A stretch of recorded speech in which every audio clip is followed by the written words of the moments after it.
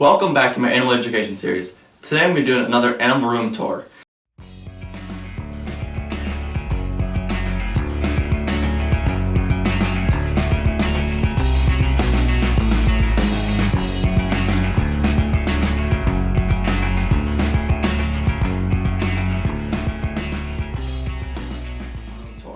So my room has changed a lot since last time. I've got a bunch of new animals. Animals have unfortunately passed away. And I've also changed a bunch of the enclosures just to spice things up for the animal and to make it more visually appealing for us as well.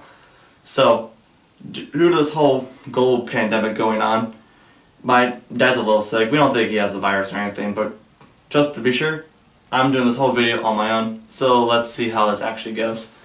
So, I'm doing this all by myself. I'm doing all the camera work and everything.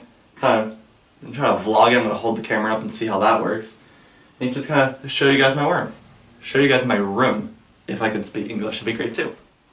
So let's kick off this animal room tour with two of the smallest animals in my collection. Let's try to angle the camera right there.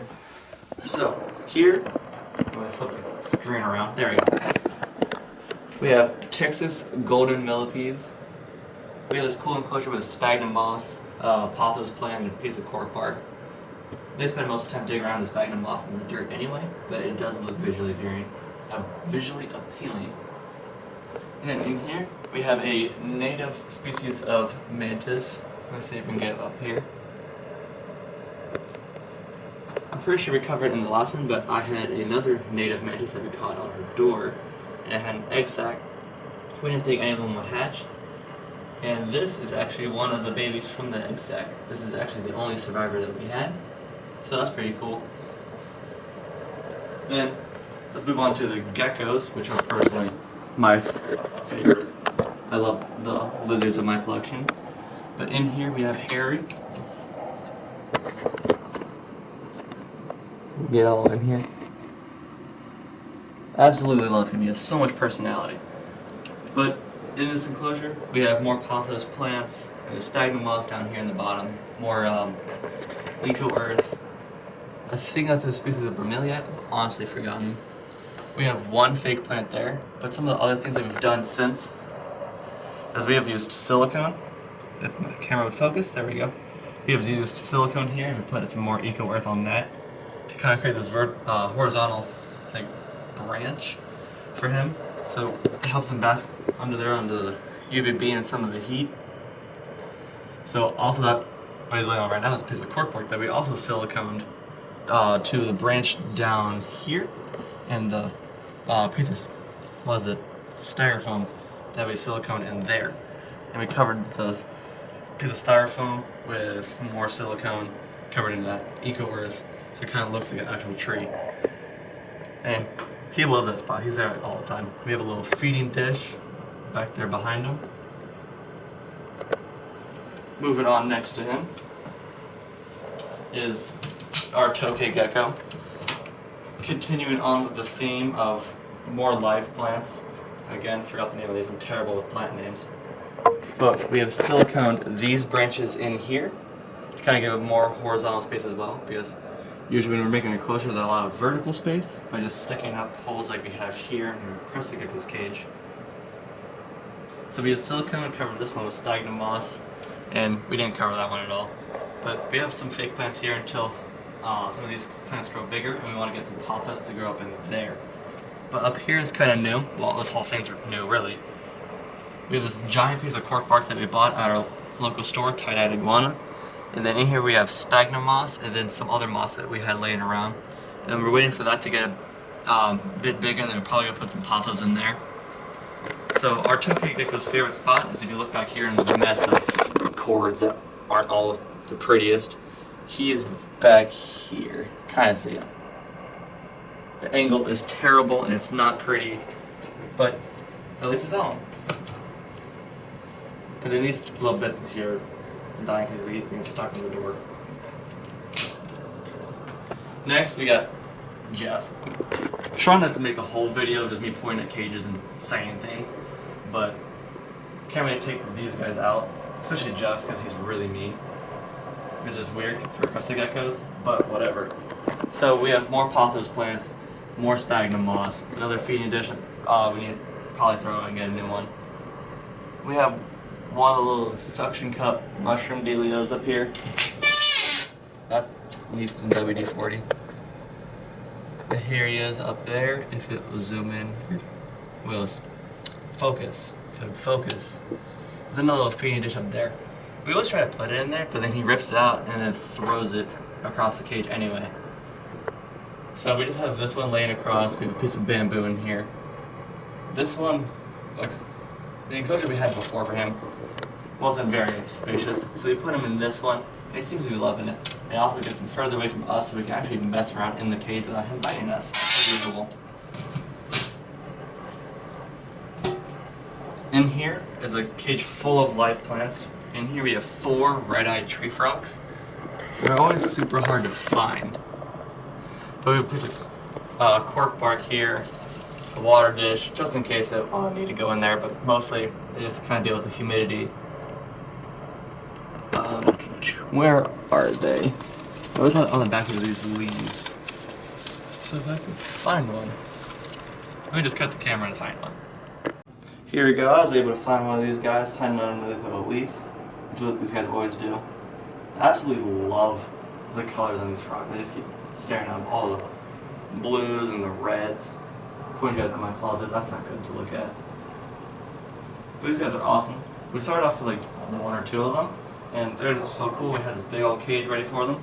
So we just put a bunch of them in there as we found out the reptile show. Go back in there, little dude. We flip the screen back around. There we go. And this leaf, I'm surprised it hasn't been dying yet because the door keeps closing on it. In here, I'll see move the mantis to the side. Oh, speak of the devil, there he is. We have 3 western green toads. Actually, those 2 are on top of each other. Who knows what they're doing? I'm not gonna find out. But we tried to put another live plant in there. It died. We have a fake plant there, and I'm pretty confident that's real. It's been a second since I've actually checked in on that plant. All I know is I kind of sprayed the cage, and it's still green, so who knows. But these guys are super cool. As soon as we put crickets in there, they're after them. We do need to do another cleaning though, because they've tracked a bunch of the poop around just dead. That plant is still in a pot, so it has a kind of a soil in it, and they've just dragged that around, and it's kind of a mess. Actually, now we're gonna ignore those guys right now. Up here, we have 3 Cuban tree frogs. These were in total impulse buy on my dad and I's behalf. We went to the Show Me show, we saw these guys, and we knew we had to have them. So there's one right there. These guys are definitely a more diurnal species than any of the other ones we have. So we're just working here during the day, and they usually hop up on this branch right here or up there, and will just watch us as we're in this room. There's another one back here. That's a leaf. Never mind. There's one. One of the larger females. Again, these guys are absolutely awesome. Another live plant in here. Piece of fake vine that I think it was 2 of them, we twisted together to make a more sturdy branch here. And we siliconed it up there. A lot of dirt here, water bowl just in case they need it, which they actually use a lot. Then more sphagnum moss there. In here, we have a golden gecko. Again, more live plants, more pothos. A couple fake plants we're trying to get rid of. More sphagnum moss. And this guy's always hiding. You can maybe sort of see him in there. He's always hiding from us. I probably haven't seen his full body in a couple of months. And here we have some white street frogs, and these are not the same as last time, unfortunately. We unfortunately had Big Bertha and Gunther pass away, and I think I had them for a solid 7 or 8 years. So we had them for a long time, which is really old for a frog. But we had some new guys because we loved this species so much. I actually set them down real quick and get them out for you. So here they are, I finally got them out of the log. We don't have names for these guys. Actually, I don't have names for a lot of the animals. Probably about half of them have names at this point. I've lost track of how many I even have. But these guys are new. They're not as sociable as my other white tree frogs, but granted I haven't had them as long. And I'm hoping that these guys get more used to handling stuff, because obviously they're super chill now, as most white tree frogs are. But I'm just going to go ahead and put them back in there. There you go. I'm assuming this darker one here is also the female, because typically the females are larger than the males. I'm just going to go ahead and put that in there. So as I mentioned before, I'm hoping that they get more used to handling, because obviously they were fine there, but sometimes I have friends over and they want to hold some of the animals, and Big Bertha was always the one I would have them hold, because she was so chill. She would just like sometimes walk around your arm, and people loved her. A bunch of my coworkers loved Big Bertha, and when she passed away, they're all upset. In here, I have 2 green tree frogs, which are also some newer frogs, because our other green tree frog unfortunately passed away. And then also our gray tree frogs unfortunately passed away as well. Star, I had Star, I think 6 or 7, almost, yeah, 6 or 7 years. I got her out of a family member's pool filter and didn't know how the chlorine was going to affect frogs, since they are very sensitive with the skin. So I took her in. I wanted to see how long she'd last, because I honestly didn't think so. She was about the size of like a small peeper frog. That's what I thought she was. And she kept growing and growing. She was a gray tree frog, had a little star on her back. That's why I called her Star. Absolutely awesome. Like Big Bertha, she was another animal I'd always take out, let people hold, and people loved her. Also sad when she passed away. And I was actually like there when she passed. Hit me right in the feels. That made me really sad. But we got back to the green tree frogs, because we did really like our green tree frog as well. Not as sociable, but a really cool species that made a lot of vocalizations. So he's up in here. Let me try to zoom in on him. There we go. These guys are super cool. Only thing I don't like about them is that they keep pooping on the doors, so it makes it a pain to keep clean. But same story, more moss, live plants, a couple of fake ones we're trying to get rid of. In here, clown frogs, another impulse buy from the Show Me Show, because we love doing that. We go every time, we say we're gonna not buy anything, and then we buy more stuff. It's how it goes. So the coloration on these guys are incredible. Let me see if I can find the other one real quick. All I know is that that one's always easy to find. Come on, little dude. Here we go. And yes, I am washing my hands in between every time I hold these. Oh, please focus, please focus. Back it up a little bit.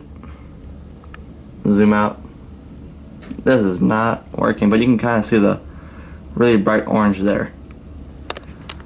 Alright, let me cut this and try to figure it out. There we go, now we can see him, and I'm kind of intimidating him with the own image of himself because I have it pointed back at me. But the coloration is amazing. Like, oh, I'm zoomed in all the way. Oh Christ. And I just peed on the camera. That's fantastic. So I fixed that issue. Now the white tree frogs are jumping everywhere. My hand's covered in frog pee. And now, right now the frogs is chilling on the green tree frog enclosure. But that's gonna be cleaned up in a second because I'm still trying to make this video work. So down here, another personal favorite of mine is Milkshake the milk snake. I really want to pull her out, but she's hiding underneath the water bowl. And honestly, I really don't handle her enough. Probably should do it like once a week. I probably do it like once a month. I know my dad does it like every couple of weeks, but so Milkshake is very used to him. But she's kind of in there, so every time I pull her out, she's like really anxious and hyper, and she moves around a lot, which obviously when you don't work with the animal a ton, that's bound to happen. So if you do have a snake, make sure you make the time to get her out, like him or her out at least once a week. So kind of gets used to it. It's better for handling. Personally, I wouldn't trust anybody else besides my dad and I to handle Milkshake due to me not working with her all the time, which is unfortunate. But with a bunch of animals and how busy my schedule is with school and work and everything, it's difficult to do. So I'm gonna go ahead and get the clown frog back in the enclosure, wash my hands, and move on. And then down here we have Violet's cage, my leopard gecko. So we made a video on building this enclosure, but we have done a couple of things to change it since then. We still have this main open area here, which she actually doesn't mind. She actually walks around there a lot during the night. But then we add this piece of cork bark over here as a secondary cave, because the one that we added in the video didn't exactly work for her. She wasn't a big fan of it, so she kind of spent all her time in there. But as you can see, there's still a little bit of an opening, and as that being her only hide that she was using, she wasn't the biggest fan of it, so we added that, and she, even though it's more open, really, because we blocked off behind there, so it's dark for her, but even though it's really more open, she likes it more, so she uses that during the day. And it also is on the hotter side of the enclosure, so that might be it as well. Down here is, I would say everyone's favorite, but it's definitely my favorite, is Steve. I forgot to clean the glass. That's unfortunate. But if we move in here, oh god, the angle's terrible. Let me try to get a better one. So Steve here was actually the first animal in my entire collection, and yeah, this one turtle started everything that I have here, and actually started my entire YouTube channel. He was the very first animal to ever be featured on my channel. So he just reached sexual maturity about last year. Need to do another nail trimming because he just all of my box turtles have been brumating pretty much all winter. So I'm just gonna set him back in there. And brumation's kind of like a temporary hibernation, so they're really not like asleep as long as they would be in the wild. But what they do is kind of like, they go to sleep for several weeks or even a month at a time. So all my box turtles, except for Yertle, Yertle refuses to go to sleep. So we have to keep feeding her. It's kind of a pain because we kind of just like shut the lights off on the turtles and they sleep. And then every once in a while they come out, we give them food, they go back to sleep for another couple of weeks. Yertle does not do that though. Yertle is very stubborn. But we put the turtles in to like a brumation kind of like mode. Like we just kind of turn the lights off. It's a bit cooler in here. They go to sleep for a couple months. It makes the care for them like for like a third of the year super simple. Back over here we have Gracie, which is another favorite of mine, and she's actually out today because I think today's like the second or third day of spring when I'm filming this. So they're all out and about. There she is, something like that. I'm a terrible film cameraman. This is when my dad does it. But there she is. I think she's starting to hit sexual maturity as well because of the dots on the side of her head and the coloration, which is super cool to see. Maybe when it gets warmer we'll build a bigger enclosure for these guys, but kind of sort of due to like lack of space, we live in town. Oh god, I'm zoomed in my face again. Oh no. But kind of due to lack of space, we're in town. We don't have all the space in the world. And then we have a lot of hawks and foxes, and we have a coyote that goes through here for some reason. So I have to have a really secure enclosure for all the predators in the area, but maybe one day. I know eventually I will do it. Maybe when I get my own place, but that's a long time from now. I'm still in school. I'll have other things to do.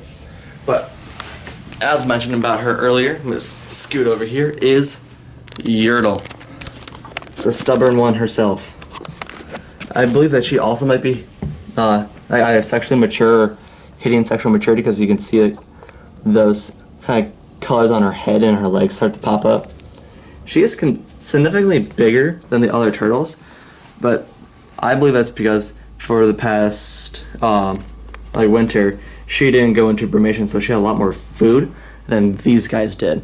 These guys kind of like didn't eat nearly as much as she did because she was still eating consistently over a couple of days, because even with the lights off she would refuse to go to sleep, and she eats everything. Like she'll eat the plants, she eats any vegetable material, she'll eat pinkies, she'll eat worms, everything that she can eat, she will eat. I have my finger in the camera. That's terrible. Like with the turtles, they're pretty much like it will feed them anything.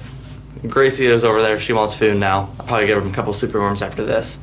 But like these turtles are absolutely awesome. If it wasn't for Steve, this whole YouTube channel and collection wouldn't happen. So darn you, Steve. You cost me a lot of money. Because all reptile people know this. We spend a lot of money on our animals, but we love them. That's why we do it. Darn it, Steve. Anyway, back over here is my collar lizard. His name's Aquaman. My mom named him because I ran out of ideas for names. Not the biggest people person, but like he's an awesome animal to have. Super ferocious eater. And we were going to do a video on this enclosure, but we got like halfway through the video, and then due to conflicting schedules I couldn't get over here as much to film this. We just kind of got it done. My dad did most of the rest of it. Honestly, he did most of it in the first place. Because, big shout out to my dad. Even though he is sick for this video, he does a lot for this channel. He maintains most of the room because of my busy schedule. He feeds the animals most of the time. He edits. He does all that fun stuff. So, while I'm busy and having fun doing other things, I say fun. I'm at work. I'm getting money, but I also love my job, so there is that. So we kept trying to put like live plants in here, and wasn't working. We have a skull that actually is super cool from my childhood because my dad would always have that on his desk, and it used to have like these springs in the jaw. He took those out before he put them in there, and he would wake me up in the morning by having like this little skull like talk to me. He's like, "Good morning, Cole. Come up. Breakfast is ready," and just silly stuff like that. But it's super cool that we were able to incorporate that into this enclosure because as weird as I really enjoyed that skull as a kid. We also have this like T-Rex skull. We need to clean this cage as well. We're gonna do that later today. That was the plan. And so basically, all this is just spray foam. So it's super easy. So we just got a water bottle in here, and then we got like orange juice containers under these. As the orange juice containers, we fill like shopping bags full of foam. It's one of the two. Either way, that's how it's how it made. So put a water bottle in there to kind of make a little cave for him, which he either sleeps in there on top of there every single night. And we used to have a rock up there, but he kept running around so much they actually knocked it down. So now he has these rocks up there, which we have siliconed into place. So once we did all the spray foam, what my dad spent a lot of time doing, this is the part that I couldn't get here to do. I did a lot of the spray foam stuff. But what he did is he went into all of these rocks and carved the foam to look just like rocks, which I think he put a couple hours into that, and it looks super good. I really like how this enclosure turned out. We have a couple spots like back there and under here where the foam's kind of exposed, and especially over here because he keeps running there and keeps knocking it down, kind of like digging at it. You can kind of see in there. So all we have to do for that is kind of take silicone, recover it.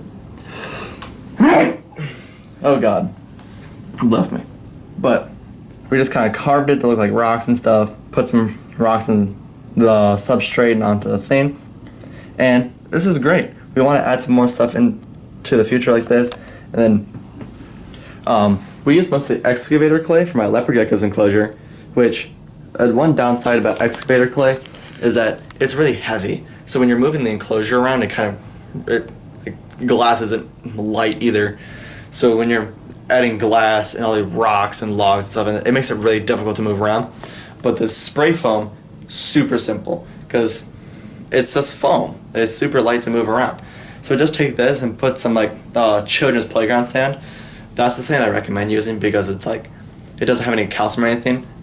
So with calcium sand, it has calcium in the sand, and it's like a secondary calcium source for animals, and it causes impaction if they eat too much of it.